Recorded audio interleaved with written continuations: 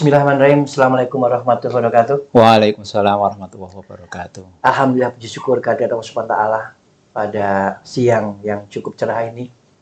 Kami masih diberikan nikmat sehat untuk bisa melaksanakan kegiatan, aktivitas, dan tentunya sobat desa yang berbahagia. Pada kesempatan lalu kami juga sudah melaksanakan kegiatan Laboratorium Administrasi Pemerintahan Desa, yang tentunya Laboratorium Administrasi Pemerintahan Desa ini memberikan sebuah inspirasi, informasi, dan evaluasi yang tentunya untuk sobat muda, sobat desa yang ada di tingkat desa, memadukan sebuah apa yang menjadi sebuah harapan dari masyarakat, khususnya di dalam rangka menyelenggarakan sebuah kegiatan-kegiatan yang mempunyai semacam kontribusi manfaat untuk masyarakat. Salah satunya adalah kesehatan. Pada hari ini kami juga kedatangan dari Bapak Kepala Dinas Kesehatan ataupun yang mewakili. Beliau Bapak Muhammad Wahyudi, SK MMkes. Ya. Selamat siang Bapak. Selamat siang Pak Ari. Dan beliau dari Dinas Kesehatan tentunya akan memberikan tema-tema yang berkaitan dengan kesehatan, yaitu penyuluhan pencegahan ATM, penyakit-penyakit menular yaitu AIDS, tuberkulosis, dan malaria. Tentunya bicara tentang kesehatan ini menjadi sesuatu hal yang sangat-sangat penting, menjadi tanggung jawab kita bersama, sobat desa, Bapak Kepala Desa, dan semua perangkatnya. Kami masih ingat beberapa tahun yang lalu saat wabah COVID-19 yang menimpa masyarakat dunia, tidak hanya Indonesia saja. Tentunya ini menjadi sebuah evaluasi kita bahwa ternyata sebuah kesehatan menjadi sebuah tanggung jawab pemerintah desa. Dan kita semua tentunya. Kami sampaikan karena lini pemerintahan terkecil yang ada di tingkat desa, yang mempunyai semacam masyarakat yang tentunya harus bisa mengemban amanah bagaimana mewujudkan desa yang sehat. Tentunya desa yang sehat ini harus kita cover dengan sebuah kegiatan, termasuk kebijakan, termasuk regulasi, dan program-program yang bisa menunjang pemerintah desa dan masyarakat kita itu menjadi masyarakat yang sehat. Dan tentunya bagaimana sebuah kolaborasi yang akan kita bangun dengan Dinas Kesehatan, dengan Bapak Kepala Desa dan sobat desa semua, sehingga nanti akan diberikan sebuah informasi penjelasan bagaimana sebuah penanggulangan penyakit menular sehingga masyarakat kita akan terhindar dari penyakit tersebut. Untuk itu waktu dan tempat saya berikan sepenuhnya kepada Bapak Wahyudi. Waktu dan tempat kami persilahkan. Terima kasih Pak Ari. Selamat pagi menjelang siang, Bapak-bapak dan Ibu Kepala Desa. Pada kesempatan yang berbahagia ini, izinkan kami menyampaikan sosialisasi tentang ATM. ATM itu bukan alat untuk yang ngambil uang, Mbak. Dalam hal ini artinya AIDS, tuberkulosis, dan malaria. Dan 3 penyakit ini ditarget oleh pemerintah harus eliminasi di tahun 2030. Harus hilang itu Pak ya. Eliminasi artinya ditekan sebanyak-banyaknya sehingga jumlah kasusnya itu tidak mempengaruhi status kesehatan masyarakat. Tapi alhamdulillah untuk malaria Kabupaten Batang sudah eliminasi di tahun 2014. Kita sudah dapat sertifikatnya. Tinggal PR kita 2 ini, yaitu tuberkulosis dan HIV/AIDS. Ya, kita mulai dari tuberkulosis dulu, Pak. Ya. Jadi tuberkulosis ini adalah penyakit yang disebabkan oleh bakteri Mycobacterium tuberculosis. Jadi bentuk klinisnya itu batuk, berdahak, yaitu. Jadi karena bentuk klinisnya itu berupa batuk, kecenderungan masyarakat Indonesia, rakyat Indonesia itu menganggap batuk itu sebagai sepele, penyakit yang seperti biasa. Makanya setiap kali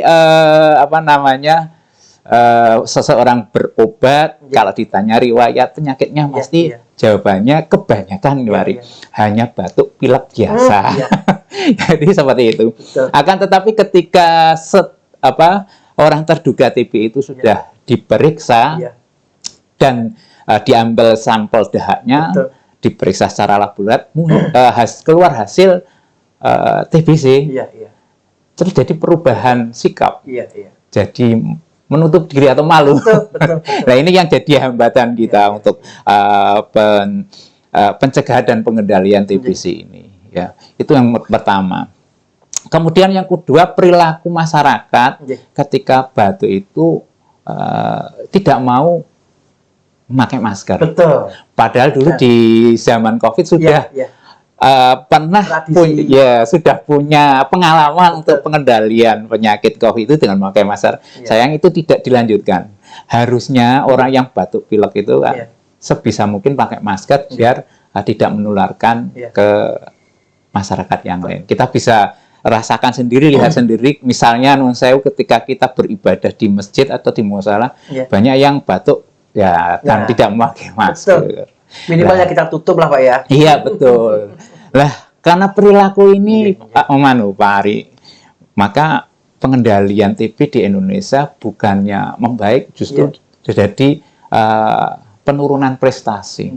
Kalau tahun 2022 itu kita ranking 3 sedunia, di tahun mulai 2023 awal kita sudah posisinya ranking 2 sedunia. Lah ini menimbulkan keprihatinan kita bersama. Pemerintah pusat langsung menghandle. Jadi tidak hanya dikendalikan oleh Kementerian Kesehatan, semua hanya harus berkiprah. Nah ini digandeng oleh Kementerian Dalam Negeri. Nah ini kebijakan pusat untuk mengendalikan TBC ini. Dampaknya apa Pak Ari? Untuk TBC kita menjadi ranking 2. Satu, yang sudah kita rasakan di Kabupaten Batang, ada beberapa calon jamaah haji tinggal beberapa minggu aja berangkat, tidak jadi berangkat. Itu kan kasihan, padahal sudah selamatan, sudah pamitan. Kemudian ada lagi 3 orang TKI kita itu dipulangkan dari Jepang karena terinfeksi TBC. Iya, ini yang menjadi keprihatinan kita bersama. Oleh karena itu harus kita bersatu padu untuk menyelesaikan masalah ini. Kemudian sekarang ada kebijakan baru. Apalagi ini kita Pak Ari sudah banyak investasi yang masuk ke Kabupaten Batang dengan adanya dibukanya KITB. Lah tentunya dari perusahaan-perusahaan yang sudah ada dan membuka lowongan pekerjaan itu, mereka mensyaratkan satu, surat keterangan sehat sekarang plus bebas TB. Nah ini kalau Kabupaten Batang ini masyarakatnya masih banyak yang terinfeksi TBC, jadi kita sudah kalah sebelum bertanding, kalah administrasi. Nah untuk ini kami di Dinas Kesehatan tentunya juga harus melakukan tindakan atau upaya untuk pencegahan dan pengendalian. Ya. Dari pemerintah pusat sudah ada strateginya. Ya. Salah satunya dengan tiap tahun kita ditarget.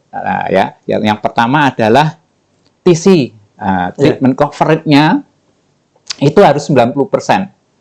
Ya, dari target yang sudah ditentukan pemerintah pusat. Artinya pasien yang ditemukan dan diobati harus 90% minimal untuk bisa kita eliminasi TB. Ya. Kemudian yang kedua adalah success rate-nya. Ya. Jadi success rate-nya itu juga harus 90%. Jadi yang diobati dan harus sembuh itu 90%. Kenapa tidak 100%? Karena beberapa di antaranya meninggal sebelum pengobatan selesai atau sebelum diobati. Kemudian ada juga yang belum patuh, artinya putus di jalan. Makanya targetnya 90% dari yang berobat. Kemudian agar kegiatan ini bisa mendapat effort yang kuat dari pemerintah daerah, maka dimasukkan ke dalam SPM. standar pelayanan minimal dari pemerintah daerah, yaitu orang terduga TBC yang diperiksa sesuai dengan standar. Ya, itu dimasukkan seperti itu. Dan alhamdulillah Pak Ari, untuk tahun 2023 itu SPM kita sudah 114% di atas target. Kemudian kita TC kita, treatment coverage pasien yang ditemukan dan diobati itu sudah 96%. Dan angka kesembuhannya juga sudah 90%. Ya, artinya kita sudah masuk target untuk menuju eliminasi TB sesuai yang disyaratkan pemerintah. Akan tetapi kita tidak harus berbangga diri dulu, Pak Ari. Karena kenapa? Setelah kita breakdown berdasarkan Fasiankes, ya, kecamatan dan puskesmas, ternyata ada beberapa puskesmas yang tidak masuk target. Artinya masih banyak yang belum ditemukan di wilayah kerja puskesmas tersebut, gitu, di desa-desa tersebut. Kalau belum ditemukan, artinya masih potensi tinggi sekali untuk penyebaran risiko TBC. Kalau kita lihat data beberapa tahun yang lalu, hampir rata-rata temuan TB yang ditemukan di diobati itu di angka 800 sampai 1000. Nah ini dengan semakin kita tekan lagi, justru semakin kita temuannya banyak. Yang terakhir tahun 2023 1400. Nah, tapi angka ini akan menjadi mubazir kalau kita tidak mengetahui status kesehatan masyarakat keseluruhannya. Nah, seperti dulu di COVID kan, seluruh masyarakat harus tahu status kesehatannya. Betul. Artinya apa? Bahwa seluruh masyarakat harus kita screening untuk memastikan status kesehatannya bebas TB atau tidak. Lah hal ini tidak mungkin bisa dilaksanakan sendiri dengan anggaran dinas kesehatan. Lah ini, saya Bapak Ibu Kepala Desa, ini yang perlu mendapatkan dukungan dari kita semua. Selama ini kita sudah mendapatkan dukungan dari Global Fund, itu Bank Dunia, kemudian juga sudah dapat dukungan dari OPD yang lain, bahkan Badan Amil Zakat juga sudah membantu kita. Nah sekarang giliran pemerintah desa yang perlu mendapatkan ikut berkiprah. Tapi alhamdulillah Pak Ari, untuk tahun 2024 ini pemerintah desa ternyata sudah ikut berpartisipasi karena ternyata sudah ada anjuran dari Presiden tentang eliminasi TB, bahwa anggaran dana desa itu digunakan untuk membantu eliminasi TB, Dan alhamdulillah tahun 2024 ini ada 69 desa yang sudah menganggarkan untuk eliminasi TB. Dan dengan adanya partisipasi itu, alhamdulillah di tahun ini kita mendapatkan penghargaan tingkat nasional, dari Adinkes yang kemarin sudah diserah terimakan ke Bu PC, tapi diwakili Bapak Sekda awal bulan kemarin. Nah ini dana ini baru digunakan untuk sosialisasi tentang ATM. Harapan kami untuk tahun 2025 masing-masing desa tidak hanya 69 desa itu, tapi sekitar berapa Pak Ari? 239. 239 menganggarkan seluruhnya untuk screening, screening warganya. Ya, kami sudah memberikan reng-rengannya bagaimana cara penggunaan dana desa tersebut untuk screening, dan anggarannya tidak terlalu besar. Saya rasa satu paketnya berapa Pak? Satu paketnya jadi satu paketnya terdiri dari 3 petugas, 2 kader, 1 tenaga kesehatan. Nah, satu tim ini melaksanakan screening untuk 100 orang. Dan anggarannya hanya masing-masing orang 100.000. Jadi anggaran 300.000 untuk men-screening 100 orang. Nah, tinggal jumlah penduduk satu desa itu berapa? Nanti dibagi 100. Dibagi berarti 100. Nanti dikalikan 300.000. Saya lihat rata-rata banyak yang di bawah 10 juta, itu tergantung jumlah penduduknya. Dan ini sangat penting sekali untuk mengetahui status kesehatan dari masing-masing masyarakatnya. Kalau itu bisa dilakukan serempak, maka kita bisa melihat sebenarnya di masyarakat angka kejadian TB itu berapa.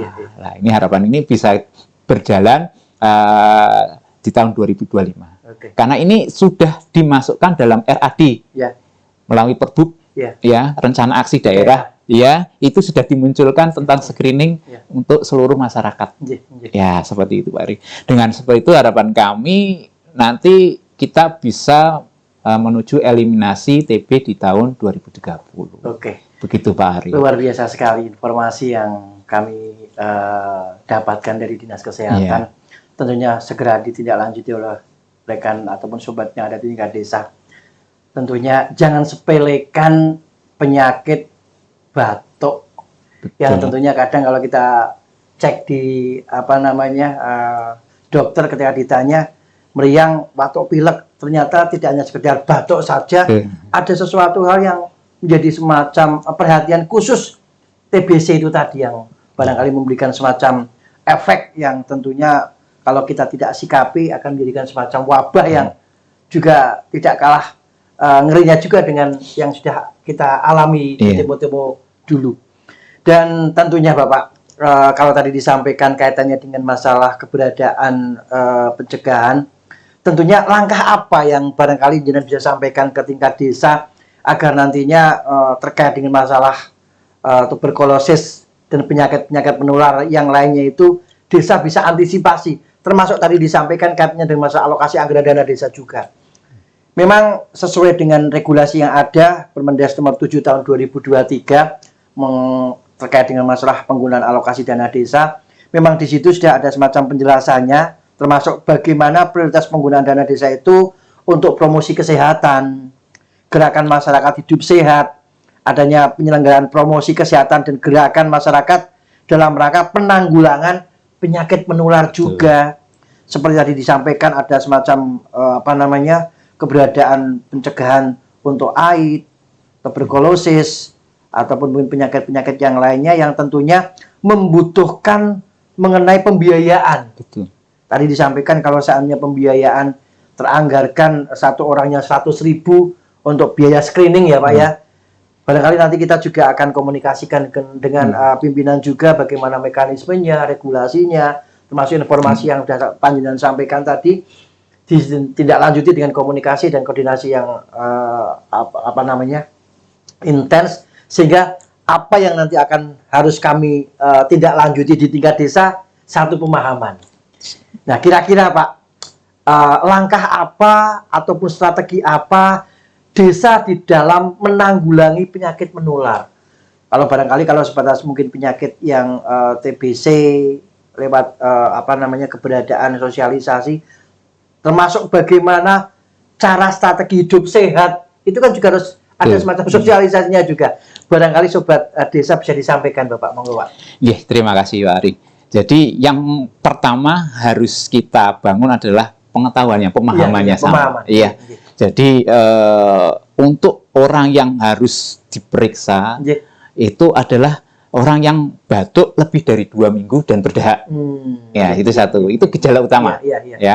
Kemudian gejala tambahannya biasanya demam tanpa sebab yang berkepanjangan. Nah, tapi demamnya itu samar-samar, tapi tidak panas, tidak normal gitu ya. Kemudian berkeringat dingin pada waktu malam hari tanpa aktivitas. Kemudian penurunan nafsu makan, tentunya penurunan berat badan. Kadang kalau sudah kondisi lebih lanjut, dia bisa batuk disertai darah. Nah, ini kalau ada satu tanda utama dan 2 gejala tambahan, gejala utamanya adalah batuk, berdahak lebih dari 2 minggu, dan 2 gejala tambahan, itu wajib dilakukan pemeriksaan laboratorium yang diambil dahaknya. Sobat desa, artinya amati sekitar Panjenengan, warga Panjenengan. Ketika ada warga Panjenengan yang mempunyai semacam kondisi yang seperti tadi disampaikan, ya cepatlah untuk bisa melangkah untuk mengambil sikap, tentunya tindakan yang bisa memberikan semacam edukasi dan pencegahan secara dini. Mungkin apa lagi Pak yang perlu disampaikan Pak untuk sobat desa? Kemudian yang kedua, tentunya ketika kita sudah batuk jangan lupa pakai masker. Nah, itu. yang pakai yang sakit saja. Kalau dulu seluruhnya pakai masker. Kalau sekarang dibiasakan yang sakit batuk pilek wajib pakai masker. Itu apa kegiatan yang mudah, murah, dampaknya sangat tinggi. Karena yang perlu kami sampaikan bahwa pengobatan TBC itu lama. Ya, minimal untuk yang sensitif obat 6 bulan. Kalau yang resisten obat bisa sampai 2 tahun. Dan kalau kita kalkulasi satu orang penderita TB yang SO sensitif obat itu setara dari pemeriksaan labora sampai sembuh itu setara dengan beli PCX baru. Waduh, begitu mahal ya Pak? Begitu mahal. Itu yang SO. Luar biasa. Tapi kalau yang resisten obat lebih mahal lagi. Itu sampai 170 juta. Mudah-mudahan pencegahan kita akan lebih baik daripada kita mengobati Pak ya. Betul. Yang selanjutnya nih kira-kira juga tidak kalah ngerinya juga, AIDS sama malaria. Betul. Gimana tuh Pak? Gejalanya seperti apa, termasuk mungkin bagaimana menyikapinya? Monggo silahkan Pak, disampaikan Pak. Terima kasih. Untuk yang kedua adalah masalah HIV/AIDS.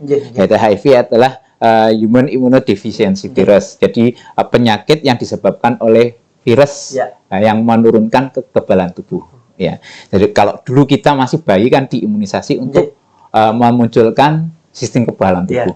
Nah ini dengan masuknya virus ini sistem kekebalan tubuhnya itu dirusak. Malah. Iya, ya T helper itu dirusak.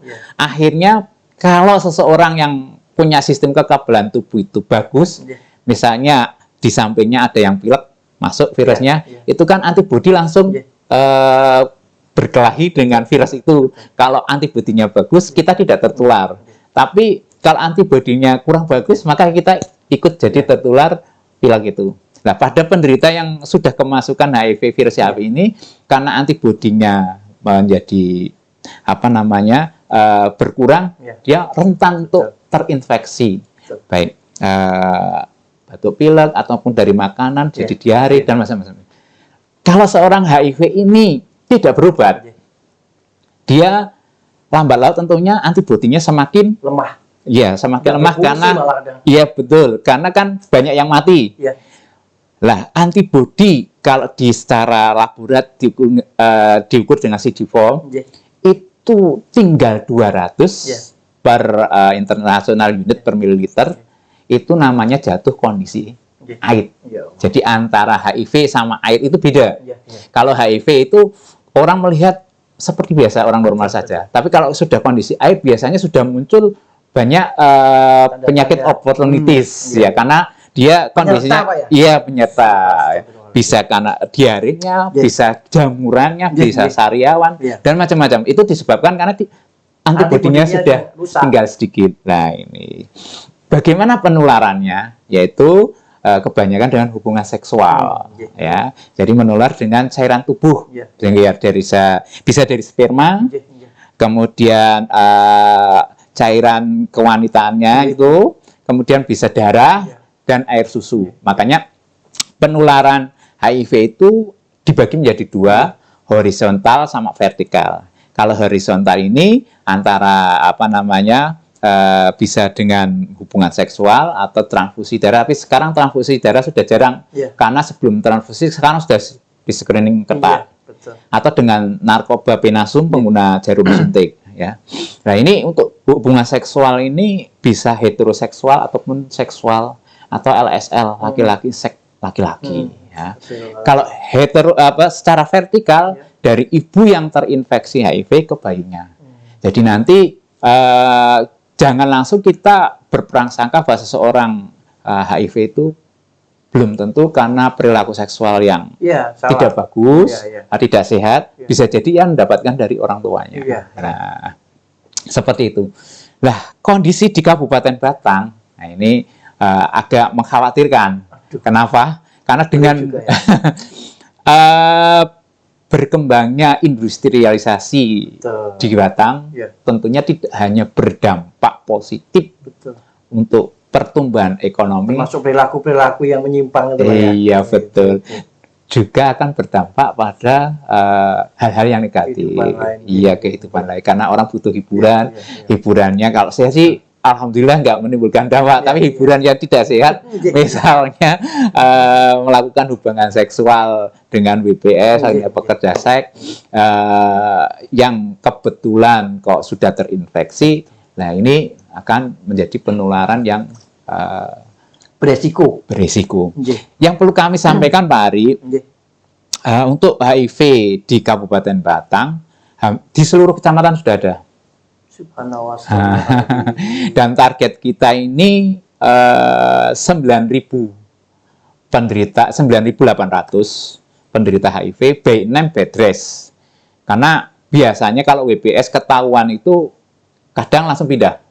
Nah, kadang nggak berobat. Jadi kalau sudah teridentifikasi di Kabupaten Batang, tidak bisa menjadi terduga penderita di kabupaten lain karena sudah B6 bedrest, tinggal siapa yang mengobati. Karena HIV ini tidak bisa sembuh, bisanya dikendalikan ya. Nah, kemudian yang kedua yang perlu kami sampaikan, di seluruh umur sudah ada, ya dari umur bayi di Batang itu Pak, di Batang. Nah, mungkin kalau kita melihat data, kalau anak di bawah 14 tahun kita bisa bilang bahwa itu tertular dari ibunya. Tapi di Batang banyak juga yang usia 15 sampai 18. Kalau itu kira-kira dapat dari mana? Pergaulan itu Pak. Ya betul. Pergaulan bebas anak-anak remaja kita sekarang ternyata sudah sangat bebas Pak Ari. Yang menjadi perhatian yang ketiga Pak Ari, angka HIV memang cenderung turun. Tetapi angka LSL laki-laki, seks laki-laki cenderung meningkat. Ini yang perlu kami sampaikan di Bapak-bapak, Ibu-ibu kepala desa. Ternyata di Kabupaten Batang target kami tahun 2022 itu cuma 500 orang diperiksa ya, B6 bedrest. Jadi kan kira-kira target kami tercapai berapa persen Pak Ari? Ya, paling 25% lah.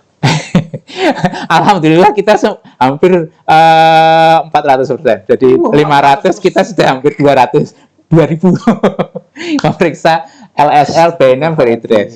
Kebetulan kita dimonitor dari provinsi, kita buka aplikasi. Pada kondisi menyimpang seperti itu Pak. Iya. Kita membuka aplikasi di alun-alun. Itu berapa meter sudah ada orang LSL. Jadi biasanya mereka kan dalam satu komunitas. Dan yang lebih memprihatinkan lagi, ternyata LSL tidak hanya di orang-orang dewasa. Di usia sekolah SMP itu sudah banyak. Saya menemui langsung di alun-alun Limpung, ya, anak usia SMP sudah LSL. Nah ini laki-laki, seks laki-laki. Ya. Mereka non sewu, ya kalau tidak istilahnya tidak mau mengulung, itu dikeluarkan dari komunitasnya. Itu SMP. Nah, itu yang menjadi keprihatinan kita bersama. Lalu bagaimana peran desa untuk menyikapi hal tersebut? Bagaimana peran desa itu Pak? Nah, artinya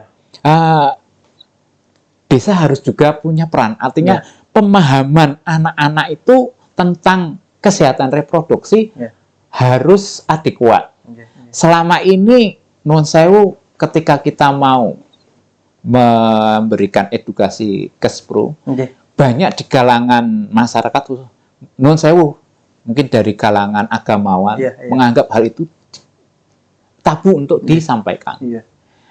Pada kenyataannya anak-anak mendapatkan informasi yang tidak tepat, salah.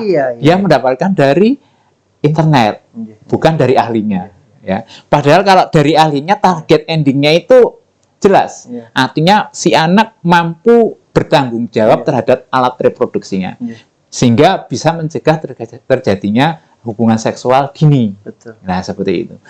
Maka harapan kami desa juga punya kiprah menganggarkan dana desanya untuk meningkatkan pengetahuan remaja di lingkungannya tentang kesehatan reproduksi dan bahaya seks bebas, khususnya upaya pencegahan HIV.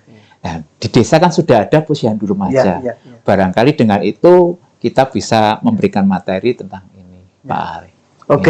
Luar biasa sekali, dan baru kami tahu kondisi real yang seperti itu. Ternyata sebuah pola-pola hidup yang kurang pas, yang tentunya menjadi sebuah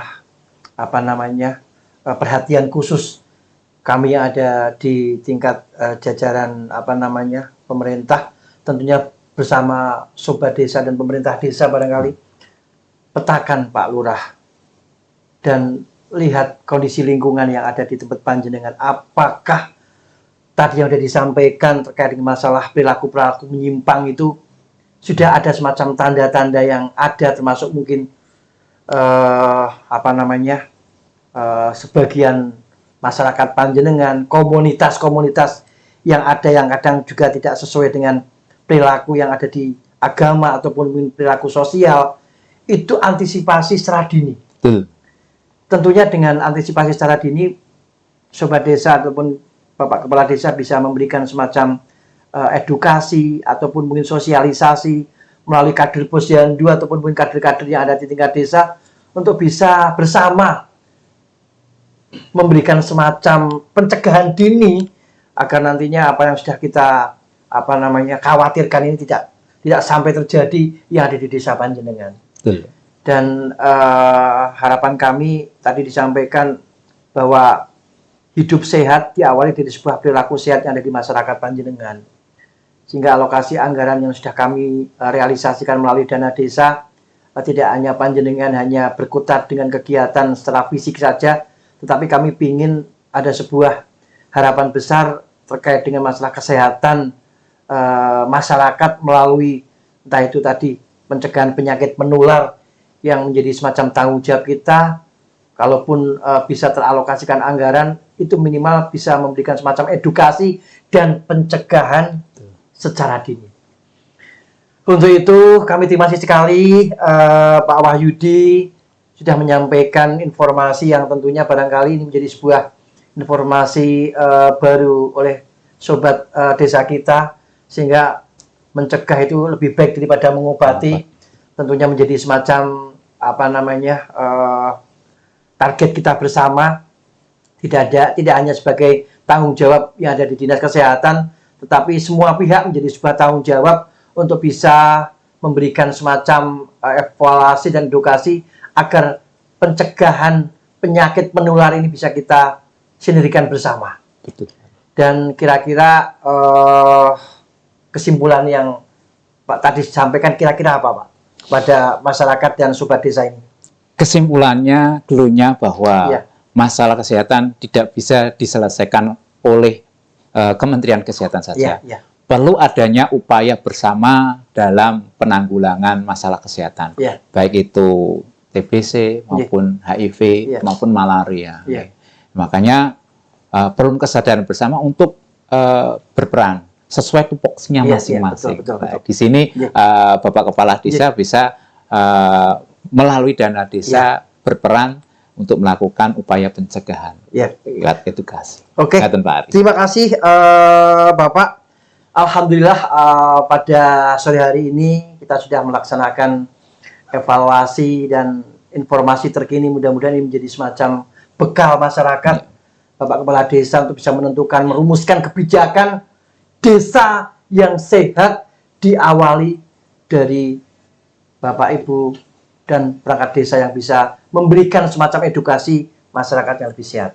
Mudah-mudahan mencegah lebih baik daripada mengobati bisa kita maksimalkan sehingga penyakit menular bisa kita minimalisir. Sukses, terima kasih. Kami assalamualaikum warahmatullahi wabarakatuh. Waalaikumsalam warahmatullahi wabarakatuh.